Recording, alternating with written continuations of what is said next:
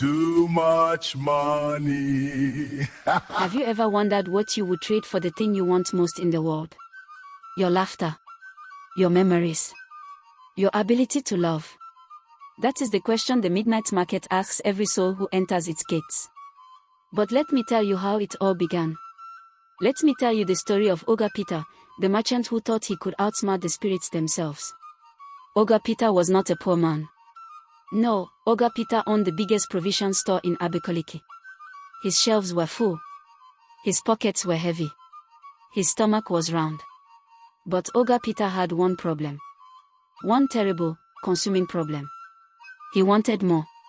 While other merchants closed their shops at sunset and went home to their families, Ogre Peter stayed awake counting his money. While other men laughed with their children, Ogre Peter calculated profits in his head. While other husbands held their wives at night, Ogre Peter dreamed of warehouses filled with goods he did not yet own. His wife, Sarah, was a patient woman. Beautiful, kind, with a smile that could soften the hardest heart. She had given him 3 children. She had stood by him through lean years. She had never complained when he chose his ledger over her company. But even Sarah's patience had limits. Ogre Peter, she said one evening, watching him count naira notes at the dinner table while his food grew cold. When will enough be enough?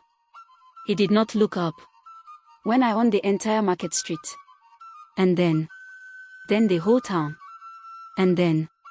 He finally raised his eyes, irritation flashing across his face. What is your point, woman? Sarah sighed, that deep, tired sigh of a woman who has said the same thing too many times. My point is that you are trading your life for paper. You have forgotten what matters. Ogre Peter waved his hand dismissively. You speak like someone who has never known poverty. Money is what matters. Everything else is sentiment. That night, Sarah cried quietly in their bed while Ogre Peter, on the other side, calculated how much profit he would make if he raised his prices by just 5 naira. The children learned not to disturb their father. The neighbors whispered. The other merchants shook their heads. But Ogre Peter did not care. Ogre Peter had a plan. And nothing, not love, not family, not rest, would stand in the way of his wealth. Then came the night that changed everything. It was a Saturday. The moon was hidden behind thick clouds. The air was heavy, pressing down on the town like a wet blanket. Ogre Peter had stayed late at his shop, as usual, doing inventory. Around 2:45 a.m., he finally locked up and began walking home. The streets were empty. Even the stray dogs had found shelter. The only sound was Ogre Peter's footsteps on the dusty road and the distant cry of a night bird. Then he heard it. Faint at first. Music. Not the kind you hear from a wedding or a funeral. Not the kind you hear from a church or a bar. This was something else. Something that made the hair on his arm stand up. Something that pulled at him like a rope around his chest. He stopped walking. Listened harder. The music was coming from the direction of the old town square, the place where the ancient market used to be before it was relocated 20 years ago. Nobody went there at night. The elders said it was cursed ground. They said the spirits of old traders still haggled there when the living were asleep. But Ogre Peter was not a superstitious man. Ogre Peter believed in what he could see, touch, and count. So he followed the music. As he got closer, the sound grew louder. Now he could hear voices too. People talking, bargaining, laughing. Light spilled from between the old buildings, warm and golden, like honey poured into darkness. Ogre Peter turned the corner and froze. Where there had been nothing but empty dirt and abandoned stalls that afternoon, now stood a market. A full, thriving market. Stalls lined with goods that glowed faintly in the lamplight. Merchants calling out their wares. Customers moving between the stalls, examining, negotiating, buying. But something was wrong. Something was very, very wrong. The people, they moved too smoothly, like they were floating rather than walking. Their voices had an echo to them, as though they were speaking from the bottom of a well. And the goods on those tables were impossible. One store sold glass bottles filled with golden light labeled Youth, 10 years per bottle. Another sold small wooden boxes with names carved on them, Mother's Love, father's approval, childhood innocence. A third stall displayed folded pieces of paper, each one marked with a date and time, the day you should have spoken up, the moment you should have left, the hour you missed your chance. Oga Peter's merchant's mind went into overdrive. This was impossible. This was supernatural. This was dangerous. This was opportunity. A woman appeared beside him. She had not walked up. She was simply there, as though she had materialized from the air itself. She was old, ancient even, with skin like weathered leather and eyes that seemed to see through flesh and bone. "First time?" she asked, her voice like dry leaves scraping stone. Oga Peter swallowed hard. "What is this place?" "The midnight market," she said simply. "Opens only at 3 a.m. Closes at 3:33. Sells what cannot be bought elsewhere." "How much?" The question left his mouth before his brain could stop it. The merchant in him could not help himself. The old woman smiled, showing teeth that were too white, too sharp. "Everything here has a price. But not the kind you are used to paying." "What kind then?" "Personal price. You want bottled youth? It costs your ability to remember your childhood. You want your father's approval. It costs your relationship with your own children. You want lost time back. It costs you the future time you have not yet lived." Oga Peter's eyes widened. His heart pounded. His mind raced. "What if," he said slowly, carefully, "what if someone wanted wealth? More wealth than they could spend in 10 lifetimes." The old woman's smile grew wider. "Wealth. We have wealth. Mountains of it. But the cost?" She paused, watching him closely. "The cost for infinite wealth is steep." "Name it."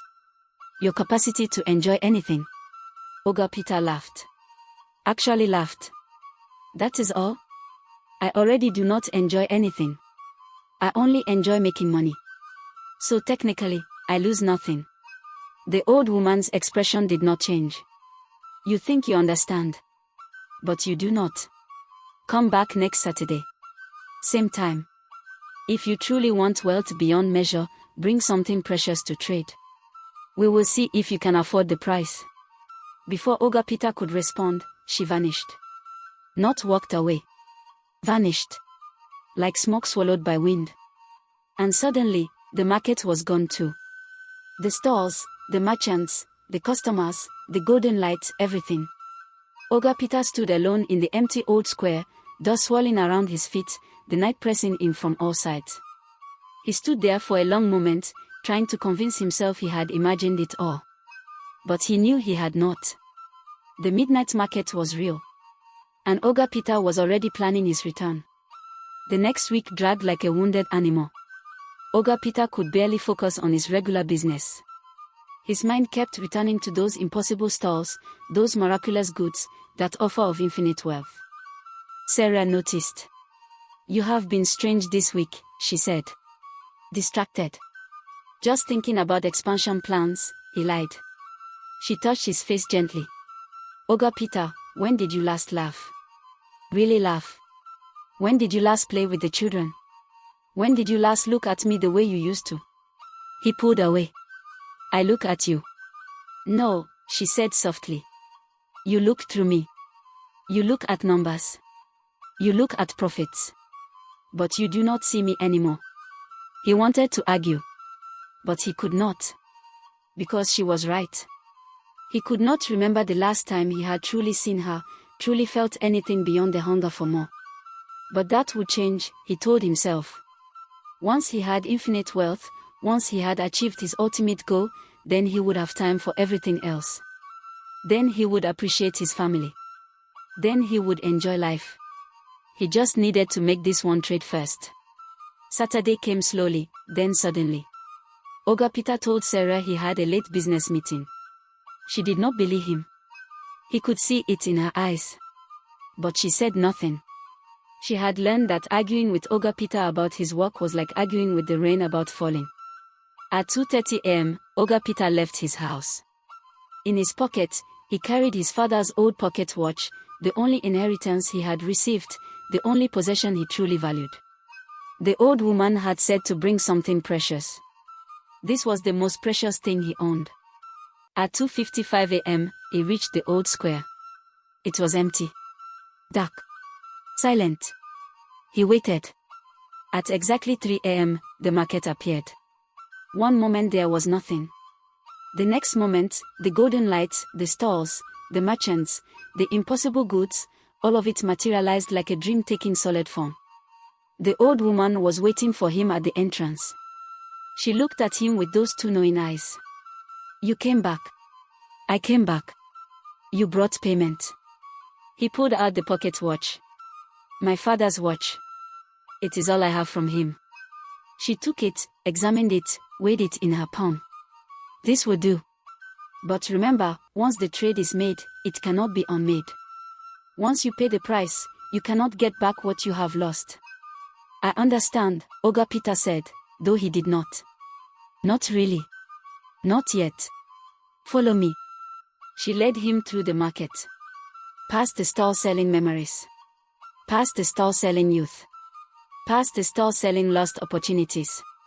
They walked to the very back, to a stall that seemed to exist slightly outside of space itself. The air around it shimmered like heat rising from hot asphalt. Behind this stall sat a man. Or something that looked like a man. He wore expensive robes. His fingers were covered in rings. His smile was sharp and hungry. This one wants infinite wealth, the old woman said. The man-thing leaned forward. Infinite wealth. A dangerous desire.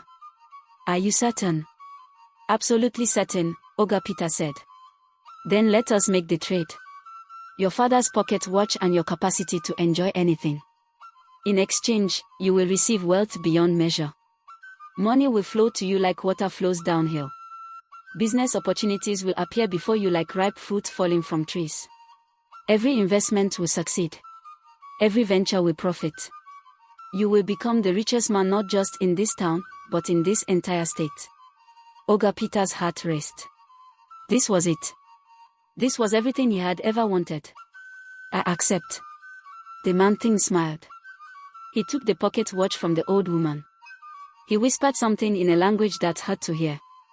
And then he reached forward and touched Oga Peter's chest. Oga Peter felt something being pulled out of him. Not his heart. Not his soul. Something else. Something warm. Something bright. It came out like a thread being drawn from cloth, and as it left him, he felt a coldness spreading through his body. The man-thing held up the thread. It glowed faintly, pulsing with soft light. Your capacity for joy, he said. Your ability to savor, to appreciate, to feel pleasure in anything. I will keep it safe. He placed it in a small glass jar and sealed it. Oga Peter waited to feel different. But he felt the same. Exactly the same. Is it done? He asked. It is done, the man-thing said. Go home. Tomorrow, your new life begins. Oga Peter left the midnight market. Behind him, the golden lights faded. The stalls vanished. The old square returned to darkness and dust. He walked home quickly, his mind already calculating, already planning. Infinite wealth.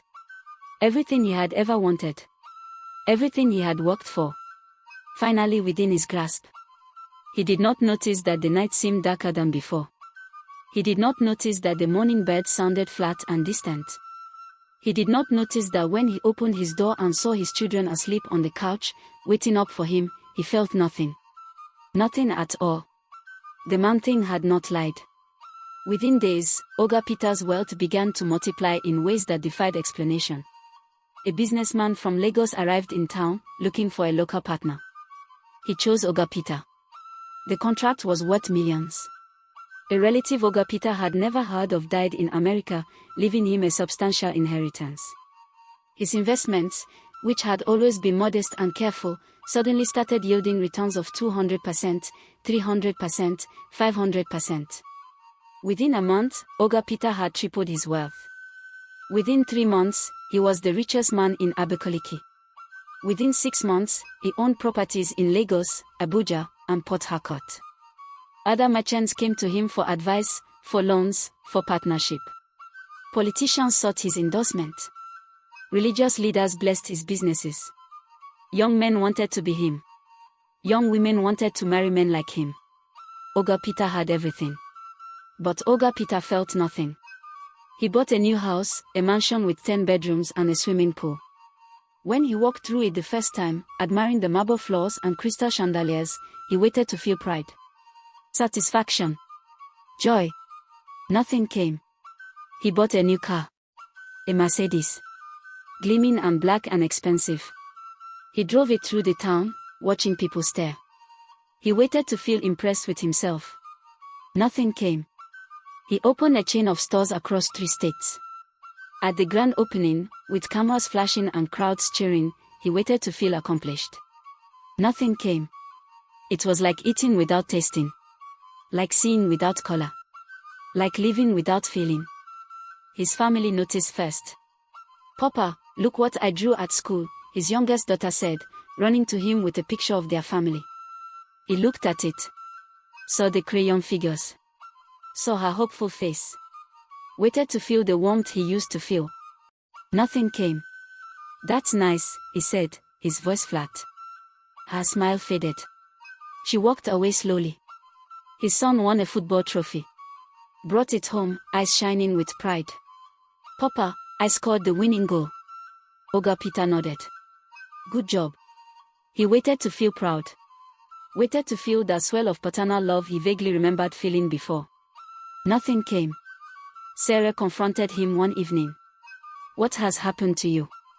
You have become a shell. You walk, you talk, you walk, but you are not here. Where is the man I married?" "I am right here," Ogre Peter said. "No. You are not. You have money. You have everything. But you have lost yourself." He wanted to tell her she was wrong. But he could not. Because she was right. He had everything and he felt nothing. The food Sarah cooked, once his favorite meals, tasted like ash.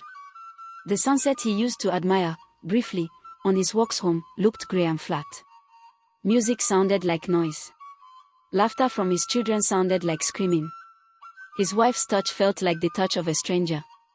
He went to his stores and saw his success but felt no satisfaction. He counted his money and saw the numbers grow but felt no excitement. He looked at his family and saw them pulling away, becoming distant, and felt no sadness. He felt nothing. Nothing at all. Months turned into a year. Ogre Peter's wealth continued to grow. His family continued to fade. His oldest son stopped talking to him completely. His daughter stopped showing him her drawings. His youngest started crying whenever he entered the room. And Sarah. Sweet, patient, faithful Sarah.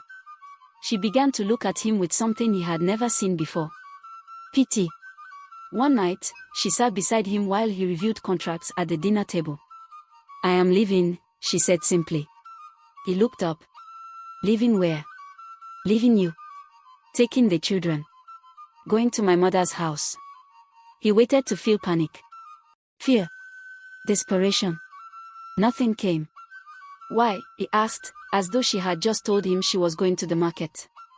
"Because you are not here anymore, Ogre Peter. You are a ghost wearing your skin. You do not laugh. You do not cry. You do not feel anything. The children are scared of you. I am lonely beside you. This is not a marriage. This is not a life." She stood up. Walked to the door. Paused. "I do not know what you traded for this wealth. But whatever it was not worth it." She left. Took the children. Packed their things and walked out of the mansion, out of his life, out of his world. Ogre Peter sat at the table, surrounded by his contracts and his wealth and his success. He waited to feel devastated. Nothing came. He tried to care. Tried to summon the feelings he knew he should be having. But it was like trying to squeeze water from a stone. The capacity simply was not there anymore. He had traded it away. For infinite wealth. Days passed. Then weeks. Then months. Ogre Peter's business empire grew larger. His bank account swelled. His reputation spread. But his house was empty. His bed was cold. His heart was hollow. One night, exactly 1 year after his trade, Oga Peter found himself walking. He did not plan to. His feet simply carried him. Through the dark streets. Past the sleeping houses. Toward the old square. He checked his watch. 2:55 a.m. At exactly 3 a.m., the midnight market appeared. The old woman was waiting at the entrance, as though she had expected him. "You want it back?" she said. Not a question. A statement. Yes. Your capacity to feel. Your ability to enjoy. Your humanity. Yes. She shook her head slowly. The rules are clear. Once traded, never returned. There must be a way, Oga Peter said desperately. For the first time in a year, he felt something stirring inside him. Not joy. Not sadness. Just desperation. Raw and burning. The old woman studied him for a long moment. Then she spoke. There is one way. One only. And it is not guaranteed. Tell me. You can trade back. But you cannot trade money. Money means nothing here. You must trade something personal. Something that cost you. Something that hurts. What? Oga Peter asked. What do I trade? Your wealth. He froze. All of it. Every naira. Every property. Every investment. Every asset. You return to exactly where you were before you made the first trade. Possibly worse, because you have neglected your original business for a year. Oga Peter's mind raced. Give up everything he had gained. Return to being just another merchant. Go back to struggling, to working, to the daily grind. But then he thought of his children's faces. His wife's touch. The taste of good food. The sound of genuine laughter. The simple pleasure of a job well done. He thought of feeling something. Anything. I accept, he whispered. The old woman nodded. She led him to the back stall again.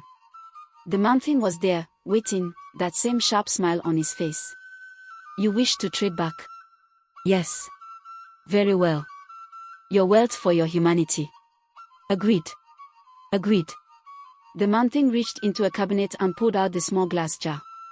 Inside, that thread of light still pulsed, faint but alive. Oga Peter's capacity for joy.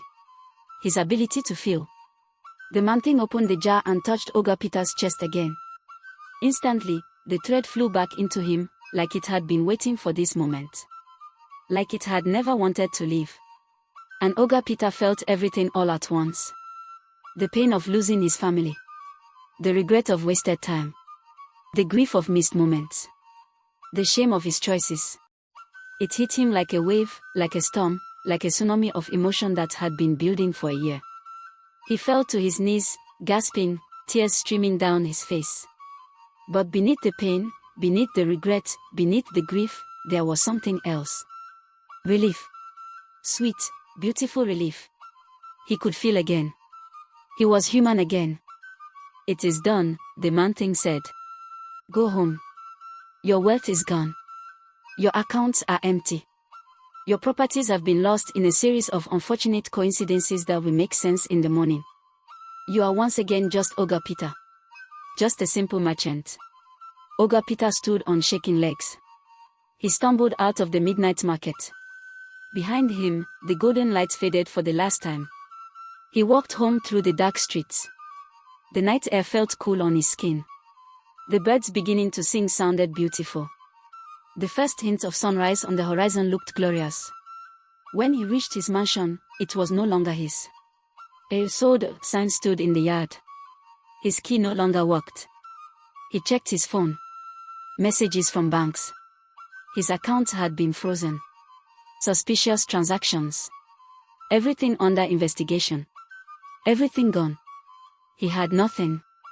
And he had never felt more alive. He walked to Sarah's mother's house. Knocked on the door. It was early morning now, the sun rising pink and gold. Sarah opened the door. She looked tired. Sad. Older than she had a year ago. Oga Peter, she said, surprised. What are you doing here? He looked at her. Really looked at her.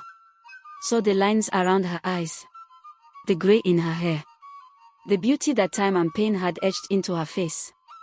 And he felt love. Deep, overwhelming, painful, beautiful love. He started crying again. I lost everything, he said. The money, the houses, the businesses, everything. She stared at him, confused. But I found something too, he continued. I found myself. I can feel again, Sarah. I can feel. He fell to his knees. I am sorry. I am so sorry for everything. For neglecting you. For abandoning our children. For choosing money over life. I know I do not deserve forgiveness. I know I have broken everything. But please, please let me try to fix it. Not with money. Not with wealth. But with time. With presence. With love. Sarah looked at him for a long moment. Then she knelt beside him. What happened to you? She asked softly. I learned what things cost, he said. Really cost. She touched his face. He leaned into her hand, feeling her warmth, her gentleness, her love. Can you forgive me? He whispered. She was quiet for a moment. Then she said, I do not know yet. But we can start there. We can try. His children appeared in the doorway. Cautious. Unsure. Oga Peter opened his arms. His youngest daughter ran to him first. Then his son. Then his oldest. He held them, feeling their weight, their warmth, their hearts beating against his chest. He held them and he cried. And for the first time in a year, Oga Peter was truly rich. Oga Peter never returned to the midnight market. He did not need to. He rebuilt his small provision store. Not a chain. Not an empire. Just one store. He worked hard. He came home for dinner. He helped his children with homework. He held Sarah at night. Money was tight sometimes. Business was slow sometimes. Life was hard sometimes. But Oga Peter laughed. Really laughed. Deep belly laughs that shook his whole body. He cried too. Real tears. When his daughter graduated. When his son scored a goal. When Sarah smiled at him across the dinner table. He felt everything. The good and the bad. The joy and the sorrow. The pleasure and the pain. And he never, ever took it for granted again. Sometimes, late at night, he would walk past the old square. It would be empty, dark, silent. And he would remember. The midnight market still appeared every Saturday at 3 a.m. Other greedy souls still found it. Other desperate people still traded pieces of themselves for things they thought they needed. But Oga Peter was not one of them. Because Oga Peter had learned the hardest lesson of all, some things, once traded away, can never truly be recovered. And the things we think we want are often not worth the price of the things we already have. He learned that wealth without joy is poverty. That success without love is failure. That gain without feeling is loss. The villagers noticed the change in him. They whispered about it. Some said he had found religion. Some said he had gone mad and then recovered. Some said he had learned the secret. In a way, all of them were right. Oga Peter had learned the secret. The oldest secret. The one every generation forgets and must learn again. That the best things in life cannot be bought or sold or traded. They can only be felt. They can only be lived. They can only be cherished. And that is worth more than all the midnight markets in all the world. The end. Greed makes us blind to what we already have. The pursuit of wealth without the ability to enjoy life is the cruelest poverty of all. True richness is found not in what you own, but in what you can feel, who you love, and how fully you live. If you enjoy stories like this, subscribe to the channel. Turn on your notification bell. And join us again for another story that speaks to the heart. Thank you for watching. Until next time.